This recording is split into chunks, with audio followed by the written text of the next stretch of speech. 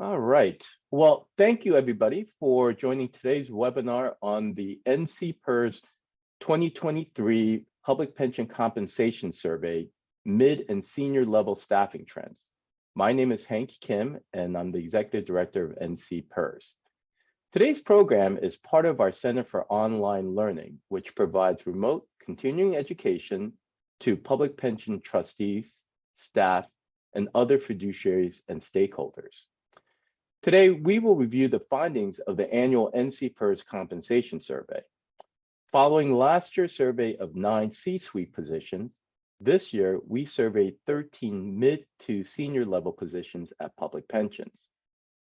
Then we'll have a panel discussion on the broader implications of pension staff hiring and retention. Leading us in our discussion today is William St. Amour, Executive Director of Cobalt Community Research and the lead researcher on this endeavor. Our panelists are Tyler Grossman, Executive Director and CEO of the El Paso Firemen and Policemen's Pension Fund, and Dan Cummings, Executive Vice President and Managing Director of EFL. A little bit more on Tyler. As a police officer, Tyler was elected to the El Paso Firemen and Policemen's Pension Fund Board of Trustees in 2001 and served as a trustee until 2015. He served El Paso citizens since 1994 as a police officer, retiring as a lieutenant. Upon his retirement, he assumed the position of Executive Director in 2015 and Chief Investment Officer in 2020. More on Dan Cummings. Dan leads the firm's public pension and capital markets practice. He has had the pleasure of working with plans of all sizes across the country, including many of you on this call. Dan is based out of EFL's Denver office.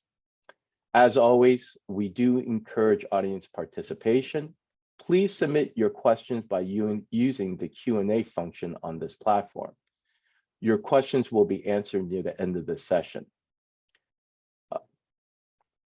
We will structure the next hour as follows. William will begin with the webinar with an overview of the compensation survey results and demonstrate the Tableau dashboard, the interactive platform that allows you to filter so that you can see comparisons most relevant to you and your plan.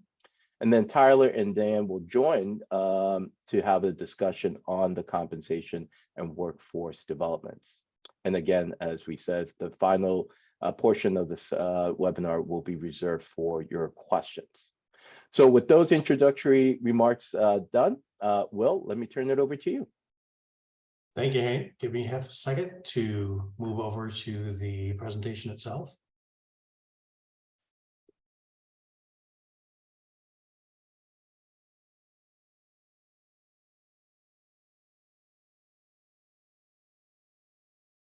So thank you, everyone. It was a pleasure to work on this particular project. Just to give you a little bit of background on Cobalt and who we are, we're a 501c3 that works with nonprofit governmental entities around the country, and we are based in Charlotte, Michigan, just outside of Lansing. So for this particular study, we conducted during the second year. We did reach out to approximately 596 members of NCPERS, as well as the largest systems in the US, based on the number of active and retired participants. The study received 176 valid responses. This produced a 30% response rate and a rate and a margin of error of plus or minus 6.2% at a 95% confidence interval, and plus or minus 5.2% with a 90% confidence interval. These funds represent over 15.5 million active and retired individuals and almost 13,000 staff. So this was a pretty robust set of data that we could dig into. So looking at some of the summary information, first of all, who responded? We can see that about 35% of responses came from those funds that provide services for local government employees, followed by public safety. If we move down further and look at some of the other information about who responded, we can see some of the aggregate numbers totaled up over here at the top. But when we look at the averages, the average count of active retired members it was about 96,000 covered individuals. We can see the count of staff position on average 81, count of systems administered was 3, and the count of investment staff positions was 13. One thing that I do want to point out regarding the systems administered, and this was a little bit of a change for this year, there was some uncertainty regarding funds versus systems versus agencies. So I tried to provide a little bit more definition on that, looking at systems as defined as the statutory entity that might administer one or multiple funds. For example, a local government municipal system might cover a bunch of different funds for each of the individual municipalities covered, but it's one system that administers all of those. We asked about oversight responsibilities. You can see here what some of those responsibilities are and whether it was something that was done by the fund or something that's done by the sponsoring entity. And you can see when it comes to managing budget, 72% of the respondents, that was a fund responsibility. When we look at managing employment, we can see 66% was fund responsibility. When we look at the fund manager's staff wages, that was about 60%, and fund manager's staff benefits and HR 54%. So the sponsors tended to have a lower incidence of managing those roles than the funds themselves did. When we look at the total actuarial assets of respondents, you can see that the plurality, 35%, are funds under $1 billion. And you can see what that looks like. We had about 5% really large funds that manage more than $100 billion. Looking at the assets managed in-house by staff, you can see that for the most part, there wasn't a lot of in-house management going on, but partially with the active, that is something that was handled internally as well. Looking at the ability to attract and retain residents or skilled staff, that's something that we've been tracking for a number of years. And about 58% of the respondents indicated that attracting and retaining skilled staff are a problem or is expected to become a problem in the near future. This is a little bit better than last year. I think it was about a 61 for last year. So something that we continue to keep an eye on, but it looks like it is improving a little bit, but it is something to keep close track to. We also looked at the benefits that are provided in addition to the wages, and we can see that flexible and remote work are still popular benefits. So that's about 54% of the folks provide those kinds of options. But when we look at what are the real big things there, as you'd expect, a traditional health plan, dental, vision, defined benefit plan, life insurance. Those were overwhelmingly the most common benefits. There were some others included. That's something that you can explore through the portal, and we'll talk about that in a minute. So the positions with the highest salaries are those that are in the investment area. We can see those over here at the average and also at the median level. So we can see that the private equity and public equity portfolio managers tended to have the highest median salaries. When we look at the bonus levels, it's a similar kind of view as well. We can see that those positions also tended to have the highest average and median bonuses as well. When we look at those who receive smaller bonuses, we can see that the director of customer service most likely to receive the lowest bonus. We go back a page, just looking at salary, we can see that the director of customer service also tended to have one of the lowest wages at the median level and the second lowest, looking at the average up here at the top. So one of the things that you're able to do with this particular portal is dive in and look at more detail of individual areas. So this is looking at the deputy finance officer. And here we're looking at the average salary and the average bonus based on the size of the plan as measured by assets under management. So you can get a sense of by size what that looks like. We can also become even more granular, diving in again at the deputy finance officer level and look not only at the size of the plan, but also the years of tenure for those position holders. So you can get a bit more sense for the salary and for the bonuses, what that looks like for funds of your size and also funds with an individual of similar kind of seniority. So at this point, give me just a moment to escape over to the demonstration. That'll take me just a moment to navigate.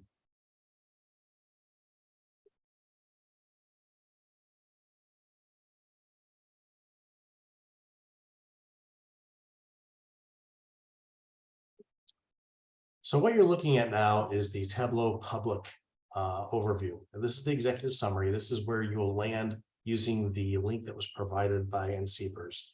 And there are several ways of navigating. So certainly you've got the executive summary information that provides a lot of the stuff I've already talked about, but you can navigate through these individual sections using these tabs at the top. There's a little button over here on the far right-hand side that you can use to scroll around those as well. So that's one way of navigating if you want to jump straight over to the particular position that you're interested in. We can also navigate using this drop down over here in the corner. Might be a little faster. You don't have to do any of the flipping. And then also for several pages, we have buttons that are inserted to assist with the navigation process. We're going to go ahead and do that. We're going to go visit the table of contents as something to start. So bear with me for half a moment. Okay, so on the table of contents, again, this is a way of navigating to the different areas within the dashboard, but the filters are the area that I wanted to really focus on initially. One of the changes for this year is that we put all of the filters just on a single page, and that will then cascade to all of the remaining pages. That was some of the feedback that we had from last year, is that it was a bit confusing to have all of this on every page and kind of constrain some of the information that can be shared. So there are several different things that you can filter by. New this year is the ability to filter by state. In order to do that, you can see this little drop down caret, click on it, and then you can select any individual combination of states that you're interested in to form your own benchmarking group. When you select one of these, you'd see this total count number over here in the bottom right-hand corner update as well. If you made a selection and you wanted to clear it, you can either go back in and undo it, or if you go up to the top where this little filter button is, if you click on that, that will allow it to reset back to the way that originally was.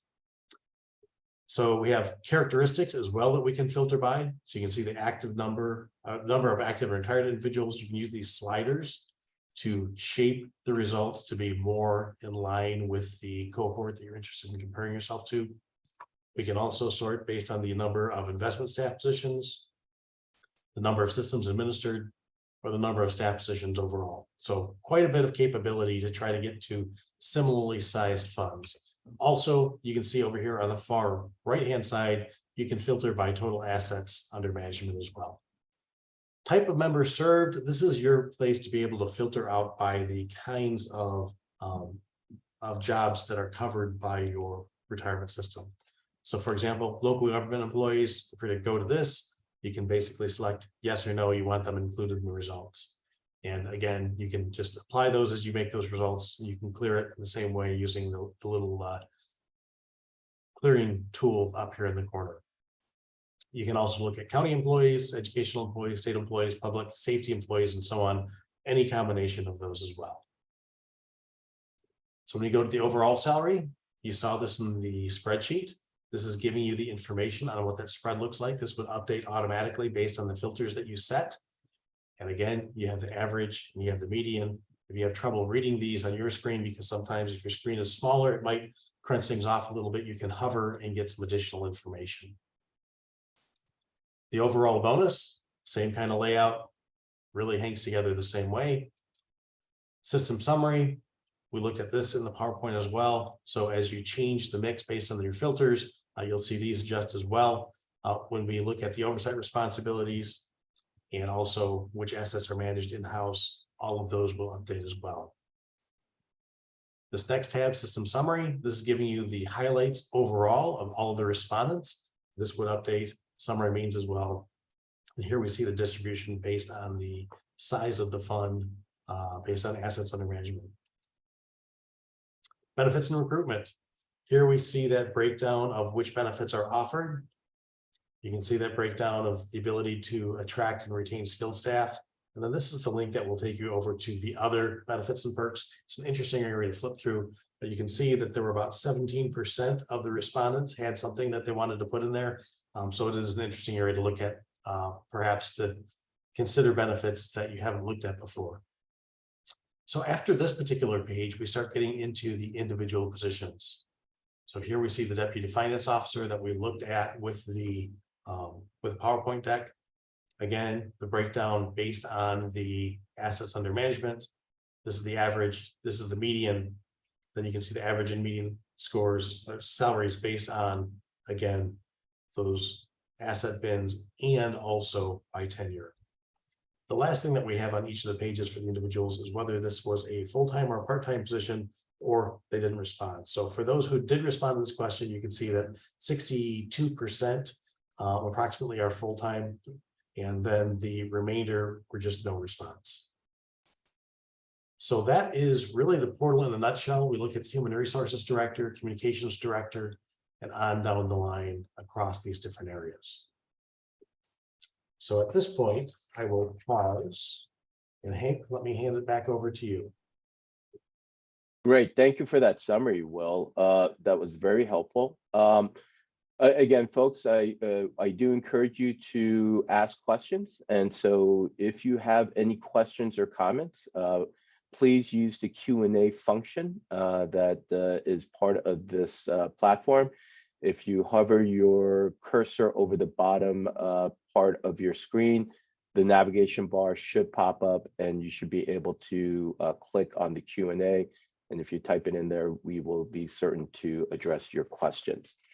So let me turn it over to, or let me ask Tyler and Dan, your first impressions sort of overall relative to the 13 positions that we surveyed.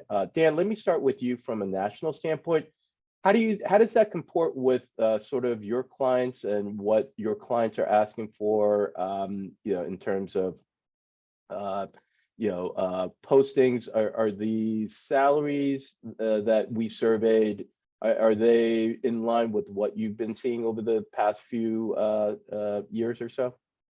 Great question, Hank, and thank you for inviting me to be part of this. And Will, great work on that survey. It's very comprehensive, but it is in line, Hank, with what I'm seeing across the country. I mean, every state will be a little bit different, with plans being tied in many cases to state classifications and the like. So there's not a lot of latitude that the individual plan sponsors have in terms of setting salaries. But I think in terms of incentive compensation is becoming more of an issue that we're hearing about as plans look to retain particularly their investment staff and just filling the open needs that are there. I think plans are doing all they can to be as competitive as possible on the open marketplace. So yeah, I think it's a great survey. I applaud NCPERS and you and Will for all that work that you guys have done. Great, thanks, Dan. Tyler, as the executive director and CIO of one of the largest component of this data set, of a local plan, around somewhere around $1 to $5 billion AUM cohort. How did you see the survey results, and how does it comport to what you're experiencing in El Paso? It's helpful. I think we've always participated in NCPERS compensation study, and it's always nice to see, just to keep a pulse on what's happening out there and where the compensation is going year over year. That way we're not waiting. We're always waiting 3 years or 5 years for a new one that we're doing on our own. As long as we participate, then obviously we get that copy and we can see what's happening out there and see if we're still in line as our staff is compensated every year and how we adjust it. So on that, Tyler, one of the questions we have for you is, how do you maintain a competitive compensation package despite being a small pension office? We weren't always like that. I've been part of this fund since 2001, and so we went years, almost a decade, where we kind of just gave compensation on our gut. I mean, it was just more of okay, this is what we think, or this is what the city is doing to us, therefore we'll do it to our own employees, which in the end faltered. And so we almost 15 years ago, it's been more than 15 maybe, that we developed really a culture of going out and doing compensation studies every 3 years. That way our employees are getting what they should be getting paid, and that we are staying competitive in the El Paso market, and really trying to be in the state of Texas and our surrounding area, so that we can recruit people. It's not like El Paso's, the Mecca where everybody wants to be. And so, us being competitive nationally on pay is important for us. And we developed a culture within our trustees that, this is the norm and this is what we should do. And we shouldn't take that mentality of, it's good enough for El Paso. That's not the mentality that we're taking. So we have consistently, excuse me, done an update every 3 years on our compensation to make sure that we're in line with the state of Texas and nationally. Dan, going back to you, one of the things that Will reported was that remote work is still a tangible benefit that employees enjoy. Yet at the same time, we're hearing, a number of private sector employers are going back to almost 5 days or 4 days in office work schedule. What are you seeing in the public sector generally and public plan space specifically relative to remote versus in office work? Well, first, let me say I agree with Will. It is perceived as a very tangible, real, and valued benefit by the workforce. As far as what there's no norm yet, I'm afraid. Nobody's settled on, this is an acceptable hybrid policy. I ask every time I talk with a system professional, what is your policy on that? Just because I'm trying to do my own informal survey. It seems like many have settled on 3 in, 2 out, but whatever the 3 are, A, can be left to the total discretion of the individual. B, sometimes it's, they phase some people in on these days, other people in on these days. And then the third model is everybody's in on Tuesday, Wednesday, Thursday, meaning Monday and Friday are remote days. So, I think depending on where a system is located, having 2 days where you don't have to commute, if you're in a heavy commute city, is a very valuable benefit, but it's all over the map still, Hank. I haven't seen anybody coalescing around this is the new normal for everybody. So. Okay. Yeah. Hank, Yeah, go ahead, please, Tyler. if I may, for our office, we actually are on a 4-10. So we work Monday through Thursday, 10-hour days, catering to fire and police. They work shift work. So we come in, by doing a 10-hour day, we're able to come in earlier and stay a little later. So we can catch those people getting off their either graveyard shift or evening shift, or when they get up from their graveyard shift. And so that's worked well for us over the past, we implemented that back in 2013. So 10 years now we've been doing that. And wow. And we've still been doing the hybrid work from home, but we only come in on mandatory days that we need to be there, like as board meeting days, educational sessions that we do. And it's worked really well for us, having the remote being available. So our employees have the same setup at home as they do at the office. We also integrated DocuSign into our pension administration system, so we can handle everything from home when a person retires, or any kind of thing that they want through our portal. It's kind of funny because I run into a lot of police and fire, in Texas, and they're always like, oh, no, our members want to see something. They want to sit down with somebody and talk to them. I was like, no, they don't. They don't. They don't. They have the option of not spending an hour getting to the office meeting and then spending 3 hours out of the day, and they can just pop on a Zoom call and talk to somebody, and they can walk them through just like we're doing right now, and they can actually literally retire that way. Then they've been doing it, and we've been doing it since obviously since COVID. So I think in the 3 years we've only had 2 people that requested to be in person. So it's worked well for us. And Tyler, when you do the 4 10-hour days, is there a certain day in the week that the office is closed, or is there full coverage the 5 work days? So we're closed Friday, Saturday, and Sunday. Oh, you are. Okay. Always. Got it. Yes. Got it.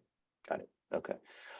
Well, there is a question. Was there a filter for full-time versus no response? There is not currently a filter for that. That is something, if there's a particular position that you're interested in, to let us know what is the mix of the other filters that you want, and we can pull that out for you on the back end. The reason that there isn't is the filters that you saw on the portal, those are global, but the filters as far as full-time, part-time, no response for the individual positions, that was part of the response for each individual position. So it would just be a bit more cumbersome to program that in. But if you do want to get that particular information, just let us know. We can certainly get it for you. Great. I'll stay with you. Have you used the data to test the strongest explanatory variables for salary in each type of position? If so, where do we access those results? So I'm not quite sure what the strongest explanatory variables mean. I'm wondering if that has to do with correlation between the comp package and the overall salary level or retention. So whatever that dependent variable is would be my main question. Maybe you can clarify in the question. But no, this is pretty straightforward. You can do some filtering as far as looking at the positions, play around with it, but we did not do a direct analysis looking at what are the drivers of either the salary level or retention. And then there is a question about how do you access the dashboard, and I'll take that one. The dashboard link will be emailed out to access to the dashboard is only to NCPERS members who have participated in the compensation survey. If you are an NCPERS member and did not participate, but would like access, you could pay for access for it. And if you email me at hank@ncpers.org, we'll get you an answer on how to access it if you did not participate in the survey. But it is a membership benefit, and if you are an NCPERS member, you do have you can gain access to it. Tyler, let me go back to you in terms of again being a small plan in sort of the corner of Texas. When you do search for positions, how do you recruit? Like who and where do you recruit from? Like you said, yeah, we're in the corner out here. So when it comes to staff at the higher level than previously, we've done not RFPs, but we've gone out to solicit. We've actually used CBiz, Dan, but obviously in my case, I was the chairman of the board the last 3 years before the board hired me as an executive director. Everybody that's on staff is usually local, but what we do try to do is really given the compensation study that we do every 3 years, we're highly competitive, not only with the public sector, but with the private sector. And so we're able to, as we meet and go around the city of El Paso, we're able to see and talk to people that are, high caliber people. And given that we are able to pay more, especially here in El Paso, so far I've been 100% in my steal rate from whether it be from the private sector or from the public sector, namely, the city or county, for that factor alone. So it's been a little bit, more of keeping that pulse. But as far as, keeping ourselves, our staff relevant, there's little turnover, obviously at a place with only 10 employees. So we have a very robust tuition reimbursement policy in which we reimburse 75% of the employee tuition as they're going. And then once they do finish their degree, we over a 2-year period will pay the other 25%. So essentially we will pay 100% of a person's tuition if they choose to do a degree plan that's beneficial to the fund. Like right now, I have my benefits manager who is getting her accounting degree. She already has a master's, but now she's getting an accounting degree so that her, aspirations is maybe becoming the CFO once our CFO retires. And so we feel that as the best way to try to hold on to people is, pay for their education. Great, thank you, Tyler. And so, Dan, let me turn it to you. So pulling it out and on the more national level, again, from your experience at EFL, working with a number of different plans, what are sort of the creative, interesting ways plans have tried to recruit and retain employees, especially in this really tight labor market post-COVID, with, as you mentioned, some of the limitations on, immediate compensations like salary. I think any and all means possible, Hank, is the blanket answer to find good talent. But starting a feeder system through college internships is is a great way to do that. I think one of the things I always look for when I'm doing a search is I'm going to refer to it as mission alignment. Tyler was a police officer, served very capably, El Paso Police, and became, very involved in the pension fund. Obviously, he had a passion for it, for his brothers in blue and in red. And, so there was an obvious connection there with Tyler, being the leader of the fund. Now, is passion enough? No, but it's certainly something that I try to identify. And if the person has the requisite skills, and I think pension plans are smart about reaching out, whether, reaching out to folks that, a mother was a teacher or others were safety workers, those kinds of things, just trying to identify that hook, if you will, is a great way to attract people and to retain people. And let's face it, pensions by their very nature are retention tools. So I think, as Tyler said, he doesn't have a lot of turnover in El Paso, doesn't have a huge team, but they pay competitively. It's a flexible work environment, it sounds like. And so those are all factors that are key to retention. So. Great, thank you. Mhm. All right, I will go and we got a number of questions, so we'll run through them right now. Next question up, does the compensation shown represent the average of the comparable salaries? And if so, as of what date? And will NCPERS update that data and how often? Well, I'll take the last two questions if you could take the first two. Sure, the data includes both the average as well as the median for each of the positions based on how you set up the filters. So when you first go in, it's going to show you the averages and the medians for everyone. But as you slice it down, it'll automatically adjust those as well. As for the date, those were as of the summer. Right. So the survey instruments were sent out to plans June and July, correct? I believe to the plans, and so they reported the results that we got are as of June or July of this year. Will NCPERS update the data? Yes. How often? We will update it every 3 years. So just as sort of background, last year, as I mentioned, we started the compensation survey with 9 C-suite positions. This year, we did the mid to senior level positions. In 2024, next year, we will do X number of entry level and frontline positions. And then in 2025, we will repeat the process and start with the C-suite. And then the year after that, mid-level, and then again, the frontline and entry-level positions, and continue to repeat that cycle every 3rd year. This is just a comment. New York Times article yesterday reported that this past week, the 5-day work week is dead even in the private sector. You're here. Yeah. We have one enthusiastic vote for that. Is there any data in the survey on compensation of CEO and executive directors? So I think I just answered that with the response. So if you are looking for CEO / executive directors, that's in the 2022 compensation survey.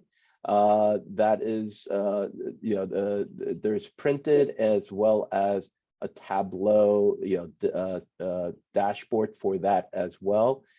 If you have trouble locating yours, please, again, email me at hank@ncpers.org, and we can point you in the right direction. Is the C-suite staff data in the same portal? It is, so it is available online through the dashboard. It is a different link. And again, email me if you want to get that link. And then, can you clarify, do NCPERS members need to pay to get the results and access to the dashboard? No, if you participated in the survey, then you will gain, and you are an NCPERS member, then you will gain access to the dashboard. If you did not participate in the 2023 compensation survey, but would like access, you would have to pay for access. If you are a non-member, you do not have access to the dashboard, but if you participated, you will be mailed a hard copy of the compensation survey, which just shows the average and the mean, and obviously you do not have the ability to dynamically filter results. And do we need to fill out the form in order to get them? Yes, if you could fill out the order form, that would be very helpful. The link to the dashboard will not be automatically emailed to us. Yes, if you are a member and you participated, the link to the dashboard will be emailed to you.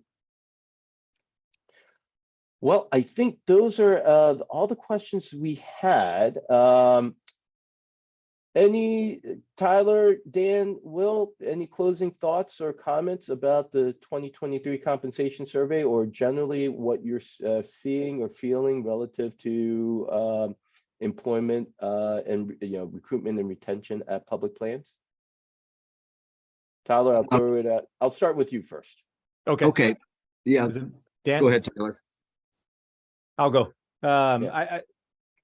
For us, I think the biggest thing is and really all compensation study that come across my path, we participate in, because without them, then we're kind of in the dark as far as for me anyway, public sector. But anyway, our industry as it is, as Dan was saying, it's not like there's a degree plan to become a pension administrator, to become anything to do with anything that has to do with pensions. I mean, it seems like everybody just kind of happens into it, and from what I've the past and even the present, and not many people know about it. So participating is the best way, I think, to help us in general when it comes to compensation.